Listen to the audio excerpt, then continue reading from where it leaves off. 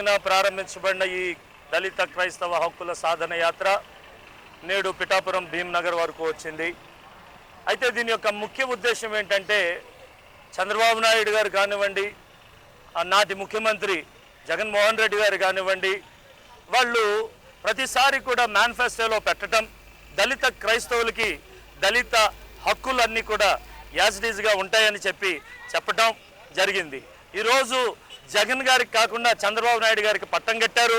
18% ఓట్లే అని వెక్కిరిస్తూ మాట్లాడుతున్నటువంటి రఘురామరాజు గారి మాటలు చంద్రబాబు నాయుడు గారికి వినబడటం లేదా?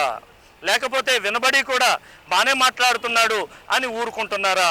మౌనం అర్ధాంగీకారమా, వ్యతిరేకమా? ఇది ఖచ్చితంగా ప్రతి పార్టీ కూడా స్టాండ్ తీసుకుని చెప్పాలి. అంతేకాకుండా ఏదైతే ఈ రోజున ఎప్పటి నుంచో మూతబడినటువంటి ప్రెసిడెన్షియల్ ఆర్డర్ని మళ్ళా వెలుగులో తీసుకొచ్చి దళితుల్ని మరి భయభ్రాంతులకి గురి చేస్తున్నారో వారికి ధైర్యం చెబుతూ 18 సంవత్సరాలు నిండిన ప్రతి భారతీయునికి మత స్వాతంత్రపు హక్కు ఉందని తెలియజేయడానికి ఈ సాధన యాత్ర మేము సాగింతూ వచ్చాం. ప్రతి దళిత వాడల్లో కూడా మేము ఊహించిన దానికన్నా అనూహ్యమైన స్పందన కనబడుతుంది. ఇది ఇలానే ఊరుకుంటే ప్రభుత్వాల మీద చాలా ఒత్తిడి పడేటటువంటి అవకాశం ఉంది. కాబట్టి ఇప్పటికైనా ప్రభుత్వ పెద్దలు మేల్కొని దళితుల పక్షంగా దళితులకి న్యాయపరమైనటువంటి మరి అవకాశాన్ని ఇవ్వాలని కోరుకుంటున్నాను. దళిత క్రైస్తవ హక్కుల సాధన యాత్ర పక్షంగా థ్యాంక్ యూ. జై భీమ్. జేఏసీ ఆధ్వర్యంలో డాక్టర్ సాధనాల రాజాజీ గారి చైర్మన్షిప్లో దళిత క్రైస్తవ హక్కుల సాధన యాత్ర అనేది ఒకటి తునిలో మొదలవడం జరిగింది.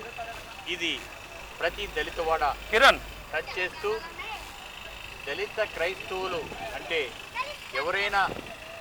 దళితులు ఎవరైనా క్రైస్తవ మతంలో మారితే రాజ్యాంగ పరంగా వారికి వచ్చే హక్కులన్నీ పోబడతాయని సుప్రీంకోర్టు ఇచ్చిన తీర్పును వ్యతిరేకిస్తూ, ఆ తీర్పు ఒక వ్యక్తికి సంబంధించింది కానీ యావత్ జాతికి సంబంధించింది కాదు, దానిపై మీరెవరూ తొందరపడి భయపడవలసిన పని లేదు, మీ చర్చలకు యథావిధిగా వెళ్ళొచ్చు, దానిపై ఏమైనా ముందు జరిగితే దాన్ని ఎదుర్కోవడానికి మనమందరం సిద్ధంగా ఉంటాం.